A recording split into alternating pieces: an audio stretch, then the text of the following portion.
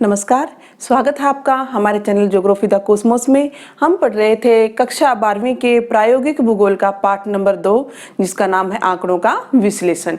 आंकड़ों के विश्लेषण की हमने कुछ विधियां बताई थी हमारी पिछली वीडियो में। तो आंकड़ों के विश्लेषण की एक महत्वपूर्ण विधि है केंद्रीय प्रवृत्ति के माप, यानी मेजर्स ऑफ सेंट्रल टेंडेंसी।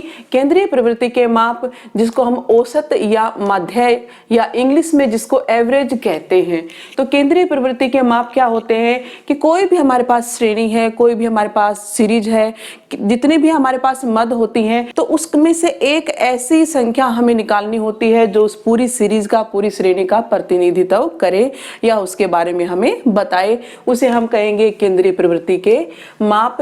केंद्रीय प्रवृत्ति के माप दो प्रकार के होते हैं। नंबर 1 गणितीय माध्य और नंबर 2 स्थिति माध्य। गणितीय माध्य यानी मैथमेटिकल एवरेज, जिसके अंदर गणितीय विधियों का प्रयोग किया जाता है, और स्थिति माध्य है यानी पोजिशनल एवरेज। इसके अंदर देखा जाता है कि वह संख्या जो हमें प्रतिनिधि के रूप में चुननी है वह हमारी सीरीज में कहां पर स्थित है। गणितीय माध्य फिर 3 प्रकार का है। नंबर 1 समांतर माध्य है, जिसको अर्थमेटिक मीन कहते हैं। गुणोत्तर माध्य है यानी जियोमेट्रिक मीन। हरात्मक माध्य यानी हार्मोनिक मीन। पोजिशनल एवरेज या स्थिति माध्य 2 प्रकार का है, मध्य का और भूयिष्ठक या बहुलक। समांतर माध्य किसे कहेंगे? समांतर माध्य सबसे सरल और लोकप्रिय माप है। औसत शब्द का प्रयोग इसी माध्य के लिए किया जाता है। उदाहरणतः औसत आय, औसत लाभ, औसत उपयोग, औसत उत्पादन आदि तथ्य समांतर माध्य द्वारा प्राप्त होते हैं। जब कोई साधारण व्यक्ति औसत का प्रयोग करता है तो उसका तात्पर्य इसी औसत से होता है। सांख्य शास्त्री इसे समांतर माध्य अथवा माध्य कहते हैं। समांतर माध्य फिर 2 प्रकार का होता है। सरल समांतर माध्य यानी सिंपल अर्थमेटिक मीन, और भारित समांतर माध्य या वेटेज अर्थमेटिक मीन। सरल समांतर माध्य जिसमें श्रेणी के सभी मदों को बराबर का महत्व दिया जाता है, लेकिन भारित समांतर माध्य में 2 अंकों का जितना भी महत्व है उसके महत्व के अनुसार उसको वेटेज या उसको भारिता दी जाती है। आज हम जानेंगे सरल समांतर माध्य की गणना किस प्रकार से की जाती है, यानी जब हमारे पास कोई श्रेणी हो तो उस श्रेणी में हम सरल समांतर माध्य किस प्रकार से निकालेंगे। तो सबसे पहले हम जान लेते हैं कि सरल समांतर 3 प्रकार की श्रेणियों के अंदर निकल सकता है। नंबर 1 व्यक्तिगत श्रेणी यानी इंडिविजुअल सीरीज। नंबर 2 खंडित श्रेणी यानी डिस्क्रीट सीरीज। नंबर 3 अखंडित श्रेणी यानी कॉन्टिन्यूअस सीरीज। इन तीनों ही श्रेणियों के अंदर कुछ विधियों के द्वारा हम समांतर माध्य निकालते हैं, जैसे व्यक्तिगत श्रेणी में प्रत्यक्ष विधि और लघु विधि के द्वारा, खंडित श्रेणी में प्रत्यक्ष विधि, लघु विधि और पद विचलन विधि के द्वारा हम समांतर माध्य निकाल सकते हैं, और अखंडित श्रेणी में प्रत्यक्ष विधि, लघु विधि और पद विचलन विधि के द्वारा यानी डायरेक्ट मेथड, शॉर्टकट मेथड और स्टेप डेविएशन मेथड के द्वारा सरल समांतर माध्य निकाला जाता है। आज की इस वीडियो में हम प्रत्यक्ष विधि द्वारा व्यक्तिगत श्रेणी, खंडित श्रेणी और अखंडित श्रेणी में किस प्रकार से समांतर माध्य निकालते हैं उसको जानेंगे। सबसे पहले देखते हैं प्रत्यक्ष विधि यानी डायरेक्ट मेथड व्यक्तिगत श्रेणी में किस प्रकार से समांतर माध्य की गणना की जाएगी। तो यहाँ पर एक क्वेश्चन दिया गया है। निम्नलिखित सारणी में नई दिल्ली के मासिक तापमान के आंकड़े दिए गए हैं, इनसे दिल्ली का औसत तापमान ज्ञात कीजिए। ये मंथ्स दिए हुए हैं इधर, यानी महीने जनवरी, फरवरी, मार्च, अप्रैल और दिसंबर तक। इसी प्रकार से प्रत्येक महीने का टेम्परेचर दिया हुआ है यहाँ पर डिग्री सेल्सियस में, और हमें निकालना है समांतर माध्य। समांतर माध्य को इन शॉर्ट यानी हम x बार कहेंगे। समांतर माध्य को इस प्रकार से लिखेंगे और इसको क्या कहेंगे? x बार। इसको निकालने का फॉर्मूला क्या है? Sigma x over n। Sigma का अर्थ होता है जोड़, x जो यहाँ पर दिया गया वह है मदों का मूल्य, और n यानी मदों की संख्या। तो इस प्रकार से हम देखते हैं कि हमारे n यानी महीने कितने हैं? 12, और उनका टेम्परेचर अगर हम प्रत्येक महीना का जोड़ लेते हैं तो x कितना आ गया? 298। ये जो दोनों वैल्यू है यहाँ पर हम फॉर्मूले में पुट कर देते हैं। तो x bar equal to sigma x 298 और n है 12, और इसका सॉल्यूशन आ गया 24.83 डिग्री सेल्सियस। ये बहुत ही सरल तरीका है व्यक्तिगत श्रेणी में समांतर माध्य निकालने का। इसी प्रकार से खंडित श्रेणी जब हमारे पास हो तो समांतर माध्य कैसे निकाल लेंगे, एग्जाम्पल देखते हैं। एग्जाम्पल है कि भूगोल की परीक्षा में छात्रों द्वारा निम्नलिखित अंक प्राप्त किए गए हैं, उनका समांतर माध्य ज्ञात कीजिए। प्राप्त अंक हैं 5, 10, 15, 20, 25, 30, 35 और 40 और छात्रों की संख्या है 5, 7, 9, 10, 8, 6, 3 और 2। तो इस प्रकार से हम उन आंकड़ों को श्रेणी के माध्यम से दिखाएंगे। यहाँ आ जाएंगे x क्या है, मदों का मूल्य, ये है सभी मद यानी आइटम्स यानी छात्रों की संख्या। अब 5 छात्र ऐसे हैं जिनके अंक 5 आए हैं, 7 छात्र ऐसे हैं जिनके अंक 10-10 आए हैं, 9 छात्र ऐसे हैं जिनके अंक 15-15 आए हैं। तो इस प्रकार से ये x है यानी इन मदों का मूल्य है। यहाँ आपने देखा x इधर आया है, n इधर आया है, लेकिन यहाँ पर ये चेंज हो जाता है क्योंकि यहाँ पर इनकी फ्रीक्वेंसी दी गई है कि 5 अंक प्राप्त करने वाले कितने बच्चे हैं, 5 हैं, 10 अंक प्राप्त करने वाले 7 हैं। तो यहाँ पर x है और ये है उनकी फ्रीक्वेंसी। अब इन दोनों को अगर हम मल्टीप्लाई कर देते हैं तो आ जाता है fx यानी छात्रों की संख्या को उनके द्वारा प्राप्त किए गए अंकों से हम गुना कर देंगे।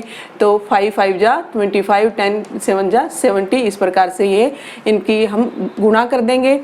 और गुना करने के बाद लास्ट में छात्रों की कुल संख्या यानी n यानी टोटल बच्चे हमारे पास छात्र हैं 50। ऐसे ही सिग्मा fx आ जाता है 995। अब इसको निकालने का जो फॉर्मूला है x बार, यहाँ पर खंडित श्रेणी में सरल समांतर माध्य निकालने का फॉर्मूला है sigma fx over sigma f या सिग्मा fx ओवर n। तो यहाँ पर इनकी दोनों की वैल्यू पुट कर देंगे। सिग्मा fx है 995 और n है यहाँ पर 50।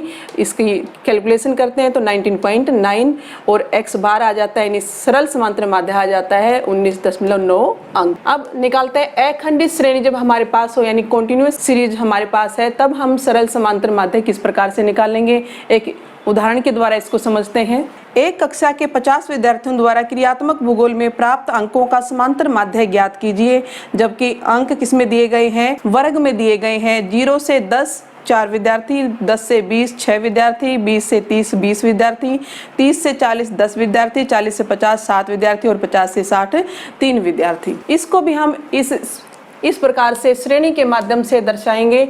यहाँ पर 4 विद्यार्थी ऐसे हैं जिनके अंक फिक्स हमें पता नहीं है, लेकिन वो 0 से 10 के बीच में है। वो किसी एक बच्चे के 5 हो सकते हैं, दूसरे बच्चे के 6 हो सकते हैं, तीसरे बच्चे के 2 हो सकते हैं, यानी कुल 0 से लेकर 10 अंकों के बीच में अंक प्राप्त करने वाले बच्चों की संख्या 4 है। ऐसे ही 10 से 20 अंकों के बीच में प्राप्त करने वाले बच्चों की संख्या 6 है। इस प्रकार से ये श्रेणी दी गई है।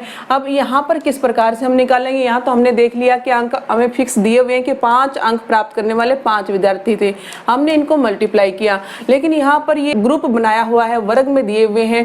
तो यहाँ पर किस प्रकार से करेंगे हम मल्टीप्लाई, उसके लिए हम क्या निकालते हैं, इसका मध्य मूल्य यानी m निकालते हैं। और उसके बाद जो विद्यार्थियों की फ्रीक्वेंसी है उसको हम m से मल्टीप्लाई कर देंगे। तो जैसे यहाँ पर आ गया 4 5 जा 20, 6 15 जा 90। इस प्रकार से हम मल्टीप्लाई कर देंगे। सभी जितने हमारे फ्रीक्वेंसी है और जितने हमारे मिडिल वैल्यूज हैं सभी को हम मल्टीप्लाई कर देंगे।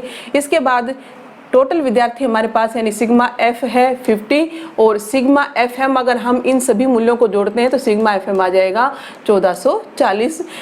अखंडित श्रेणी में समांतर माध्य निकालने का तरीका है या फॉर्मूला है sigma fm divided by sigma f या n।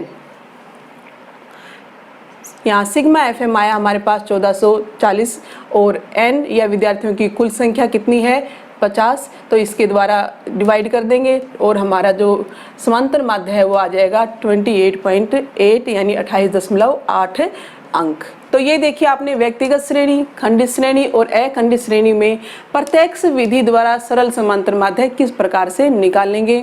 आप जानते हैं कि समांतर माध्य के गुण क्या है और इसके दोष क्या है। सरल समांतर माध्य के गुण हैं कि सरल समांतर माध्य एक साधारण औसत है, अतः इसकी गणना करना बहुत ही सरल है, इसको समझना बिल्कुल आसान है। नंबर 2, माध्य श्रेणी की सभी मूल्यों पर आधारित होता है, अतः यह एक प्रतिनिधि मूल्य है, यानी यह श्रेणी के सभी मूल्यों का प्रतिनिधित्व करता है। नंबर 3, श्रेणी के मूल्यों को चार्ट क्रम में लिखो, चाहे बिना क्रम के, यानी आरोही या अवरोही क्रम में लिखो या ना लिखो, इससे कोई भी फर्क नहीं पड़ता, यानी समांतर माध्य सदा एक जैसा ही रहेगा, इसलिए यह एक निश्चित मूल्य होता है।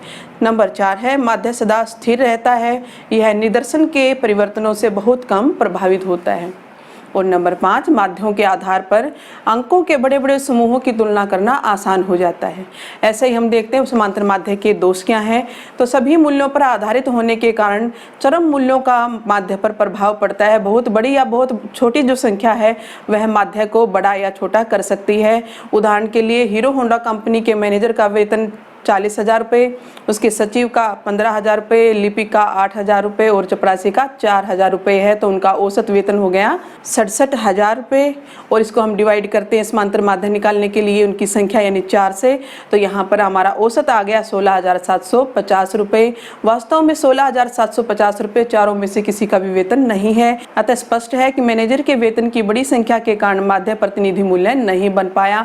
और यहाँ पर माध्य को किसने प्रभावित किया? मैनेजर की बड़ी तनख्वाह ने प्रभावित किया है। नंबर 2 है प्राय श्रेणी का माध्य वह मूल्य निकलता है जो श्रेणी में होता ही नहीं, जैसे कि 20, 30 और 70 का औसत अगर हम निकालें तो ये आ जाएगा 40, और यह 40 की संख्या इस श्रेणी में है ही नहीं, इसलिए माध्य अप्रतिनिधि और अवास्तविक होता है।